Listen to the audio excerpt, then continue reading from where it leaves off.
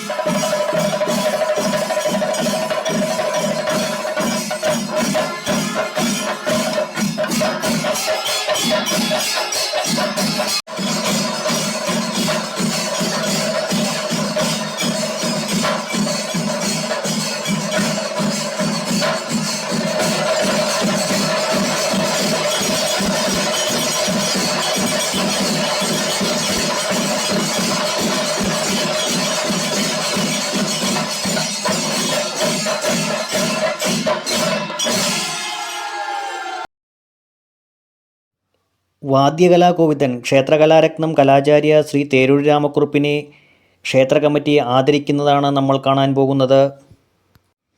ഉത്സവാദി നടത്തിപ്പിലേക്കായി കരപ്പുറത്തിൻ്റെ യുവാക്കളുടെ പങ്കാളിത്തം അതിപ്രശംസനീയം തന്നെയായിരുന്നു.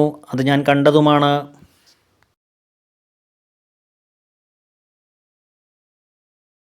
ശ്രീ തേരഴി രാമക്കുറുപ്പ് അവരുകളെ അദ്ദേഹത്തിൻ്റെ നാടായ തിരുനെല്ലൂരെ ഭക്തജനങ്ങളുടെ കൂട്ടായ പരിശ്രമത്തിൻ്റെ ഫലമായി പ്രധാനമായും അതിനകത്ത് പ്രവർത്തിച്ചത് ഇന്നത്തെ തലമുറയിലെ കൊച്ചുകുട്ടികളാണെന്ന് പറയാൻ വളരെ സന്തോഷമുണ്ട്.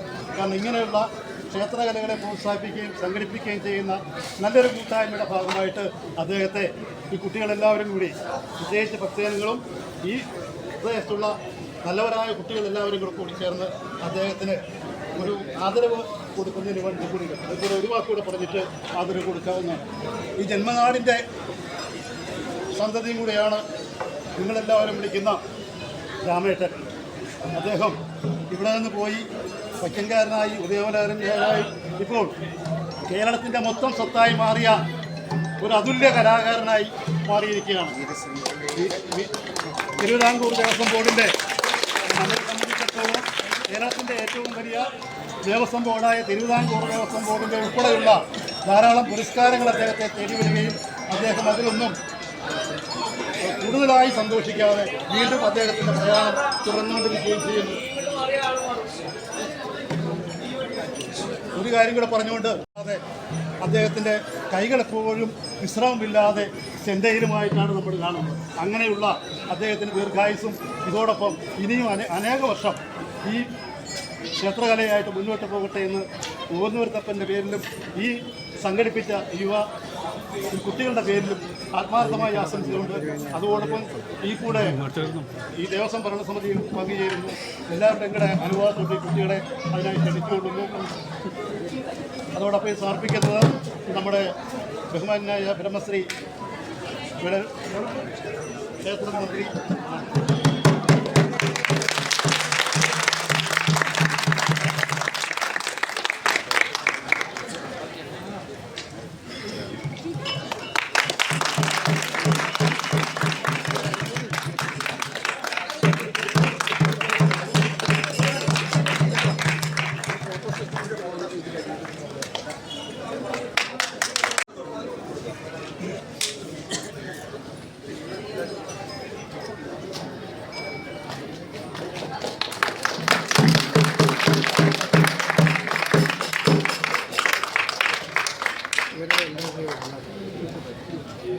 ഓന്നൂരത്തപ്പൻ്റെ എല്ലാവിധ അനുഗ്രഹങ്ങളും ഉണ്ടാകട്ടെ.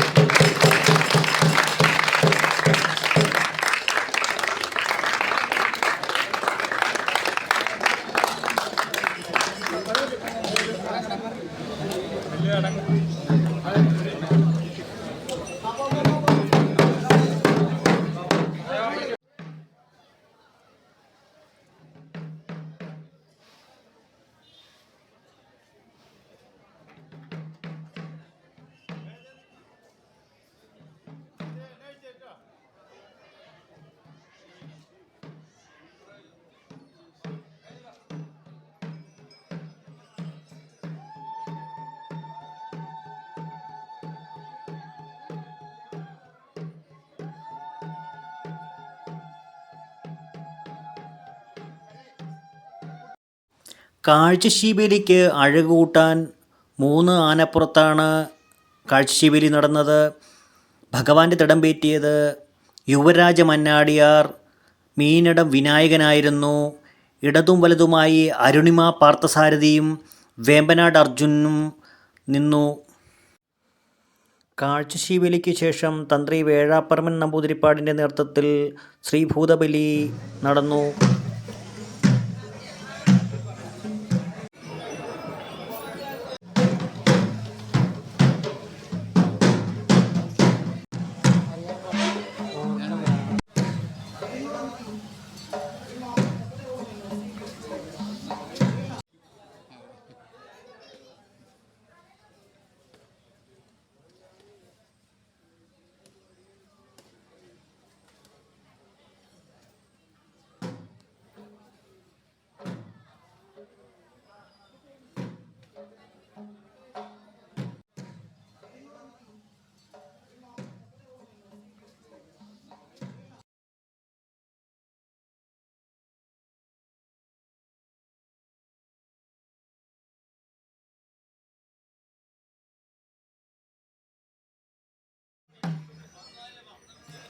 തുടർന്ന് വലിയ വിളക്ക്, വലിയ കാണിക്ക മുതലായവ നടന്നു.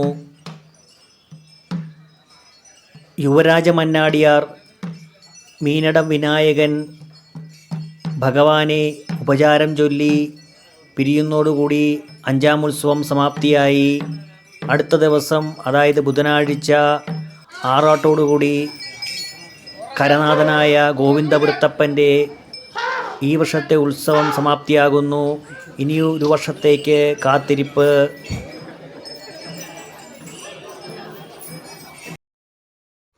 ജ്യോതിഷം, പ്രശ്നം പരിഹാരം, മുഹൂർത്തം, തൊഴിൽ തടസ്സങ്ങൾ, വിവാഹ തടസ്സങ്ങൾ എന്നിവ നോക്കുന്നതിനും മറ്റും ഈ നമ്പറിൽ വിളിക്കുക.